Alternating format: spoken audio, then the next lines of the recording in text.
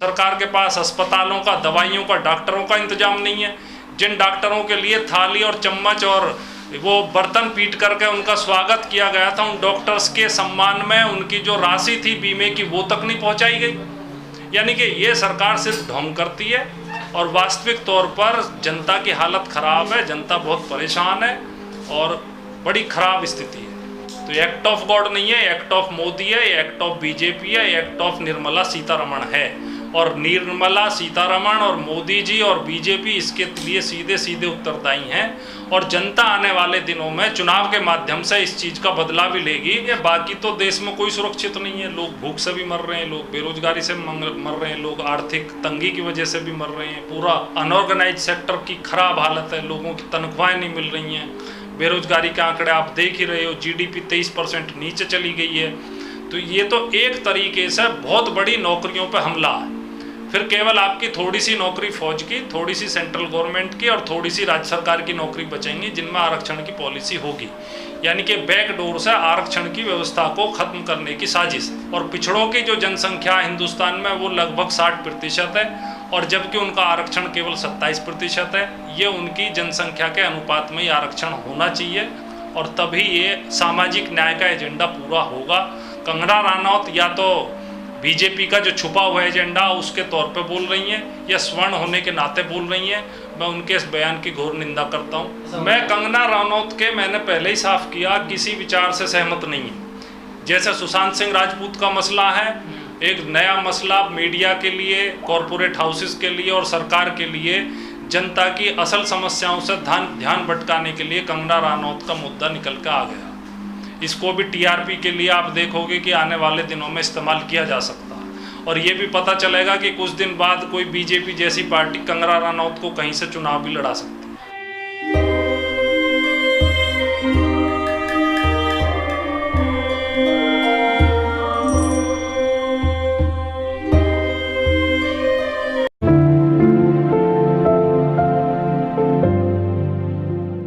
ये कोई national interest का मसला नहीं है। बहरहाल कंगना ने एक बात ज़रूर कही है कि जो बॉलीवुड में ख़ानदानी तौर पे चीज़ें चलती हैं और बाहर से आए कलाकारों के साथ जो भेदभाव है उसे ज़रूर उजागर किया। और इस बहाने से जो हिंदुस्तान की एलिट क्लास है उसके बीच में जो मौज मस्ती है, उसकी जो सेल्फ सेंटर्डनेस है, उसका जो स्वार्थ है, वो पूरी क्लास का स्वार्थ पूरी दुनिया के सामने, पूरे भारत के सामने निखर के आ गया। और ये जो कार्रवाई हुई है, जो बीएमसी की तरफ से कार्रवाई हुई है, ये सिर्फ और सिर्फ बदले की कार्रवाई के तहत हुई है। हालांकि व्यक्तिगत तौर पर मैं कंगना रनौत के जो पॉलिटिकल सोशल जो उसके आइडियाज़ हैं, जो उसके विचार हैं, उनसे मैं कतई भी सहमत नहीं हूँ। लेकिन हिंदुस्तान में संविधान की धारा 19 के तहत सभी को अभिव्यक्ति की स्वतंत्रता हासिल है और जो वो कह रही हैं उस कहने की वजह से उन पर कोई कार्रवाई नहीं होनी चाहिए। और उद्धव ठाकरे और शिवसेना की पॉलिटिक्स ही सांप्रदायिकता के इर्द गिर्द घूमती है और कंगना रनौत भी कहीं ना कहीं काफ़ी सारे सांप्रदायिक बयान देती रही हैं। लेकिन जो अभी कार्रवाई हुई है वो ख़राब बात है और हम इसकी निंदा करते हैं और इस तरह की बदले की कार्रवाई किसी नागरिक के विरुद्ध नहीं होनी चाहिए, सिर्फ इस वजह से कि वो उस पार्टी के या उस सत्ता के या उस सरकार के खिलाफ बोल रही है। हिटलर के एक मंत्री थे गोबेल्स, वो कहते थे कि एक झूठ को यदि आप 100 बार बोलो तो सच बन जाता है। तो मास मीडिया का रोल बहुत बड़ा रोल है और मास मीडिया आज के दिन दुनिया में एजेंडा सेट करता है और ये जो टूल है ये सत्ताधारी वर्ग के हाथ में है और उन्हीं की ओनरशिप में है। तो इसका कुछ मुकाबला सोशल मीडिया के माध्यम से लोग कर रहे हैं। आप जैसे पत्रकार जो जनवादी पत्रकारिता कर रहे हैं तो कुछ इसका मुकाबला होने लगा है। लेकिन मोटे तौर पर जो मास मीडिया है वो आज भी कॉरपोरेट हाउसेस के कब्जे में है, वही एजेंडा सेट करते हैं। अभी 42 किसान रोज आत्महत्या कर रहे हैं, इसका किसी को नहीं पता। अभी सैलरीड क्लास के जब से लॉकडाउन लागू हुआ तब से 2 करोड़ 10 लाख लोग बेरोजगार हुए और कुल 12 करोड़ लोग बेरोजगार हुए। जो आपके पैकेज की घोषणा हुई है उसमें 21 लाख करोड़ रुपये सहायता की घोषणा की गई है, जिसमें से मात्र 1,75,000 रुपये नकदी के रूप में सहायता मिलनी है। और एक बड़ी खबर आई थी पीछे आपने देखा होगा कि जीएसटी के मद में राज्यों का जो घाटा जिसको कॉन्स्टिट्यूशनल तौर पर सेंटर की जिम्मेदारी थी, उनके हिस्से का राजस्व उन्हें वापस करना था, वो उन्होंने नहीं किया है और कहा है कि आप आरबीआई से लोन ले लो।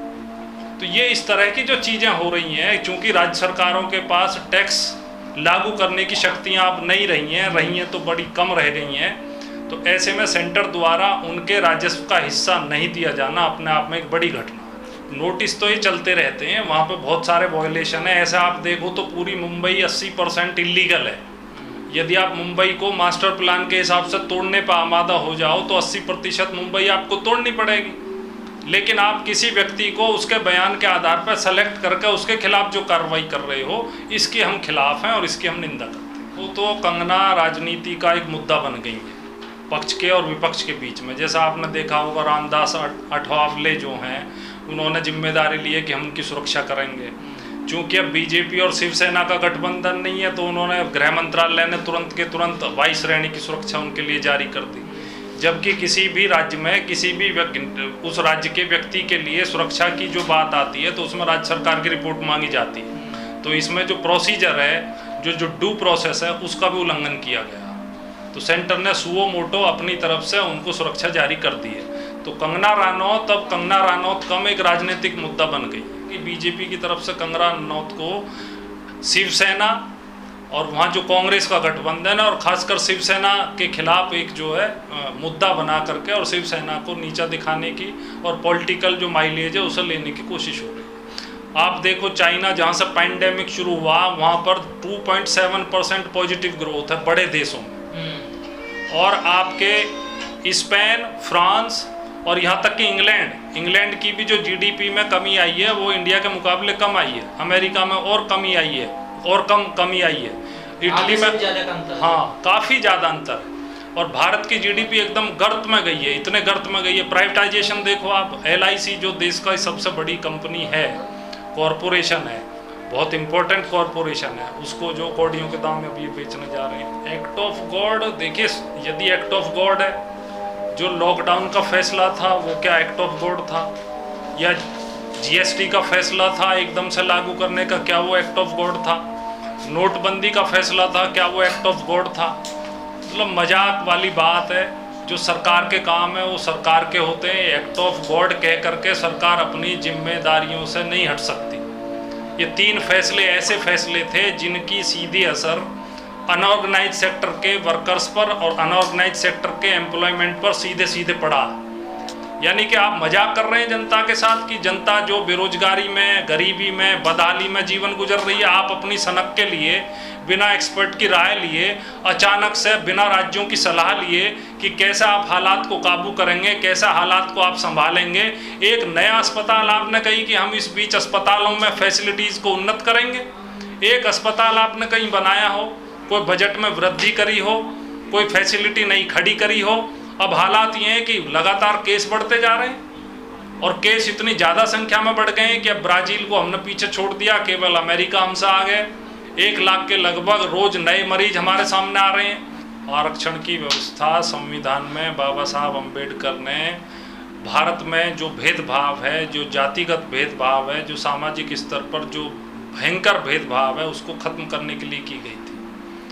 और इस व्यवस्था को लागू हुए 75 साल हो गए और दक्षिण के राज्यों में आरक्षण को लागू हुए कहीं कहीं 100 साल हो गए। लेकिन इतने सालों के बावजूद भी कैबिनेट सेक्रेटरी एक नहीं बना आज तक। भारत के मुख्य न्यायाधीश केवल 2 दलित बने, पिछड़ा एक भी नहीं बना। जॉइंट सेक्रेटरी के यूनिवर्सिटीज़ के अधिकारियों की संख्या बहुत नगण्य है। पूरी यूनिवर्सिटीज़ जो हैं, लगभग देश में 900 यूनिवर्सिटी हैं, जिसमें लगभग 450 यूनिवर्सिटी जो है सरकार की हैं, उनमें पिछड़ों की संख्या ना के बराबर है। 1-2 वाइस चांसलर हैं जो पिछड़े वर्ग से हैं, बाकी सभी वाइस चांसलर उच्च जातियों के हैं। यूनिवर्सिटीज़ में जो फैकल्टीज़ हैं उसमें जो उनकी संख्या है स्वर्णों की, वो लगभग 80 से 90% के बीच है। जो न्यायपालिका उसमें केवल 160 परिवार ऐसे हैं जिनमें हायर जुडिशरी में उन्हीं परिवारों के बच्चे या बच्ची नियुक्त होते हैं। तो ये एजेंडा अभी अधूरा है। अब तो समझ आ गई है, वरना तो हुआ ये था कि जब 91 में आरक्षण की पॉलिसी लागू हुई थी तो अगड़ों के साथ पिछड़े भी जा कर के बसों को जलाने में शामिल थे। लेकिन जितनी आनी चाहिए उतनी नहीं आई। यदि आप इसकी तुलना SC ST से करेंगे और ख़ासकर SC से करेंगे तो काफ़ी कम जागरूकता अभी पिछड़े समाज में है। SC में रहने सा या कहो कि जागरूकता पहले आ गई है, पिछड़ों में जागरूकता आने में समय लगा। सार्वजनिक क्षेत्र के जो उद्योग हैं यदि आप उनको निजी क्षेत्र में दे देंगे, अभी जितनी भी प्राइवेट बड़ी कॉरपोरेट कंपनी है, हिंदुस्तान की पहली 100 कंपनी, उनमें एक CEO किसी पिछड़ी जाति से नहीं है, दलित नहीं है, आदिवासी नहीं है। उनके जो डायरेक्टर हैं, बोर्ड ऑफ डायरेक्टर, उनमें कोई नहीं है, ना पिछड़ा है, ना दलित है, ना आदिवासी है। यदि LIC का निजीकरण होता है, बैंकों का निजीकरण होता है, रेलवे का निजीकरण होता है, तो इसे कौन खरीदेगा? इसे जो वर्तमान में बड़े कॉरपोरेट हाउसेज हैं वही खरीदेंगे।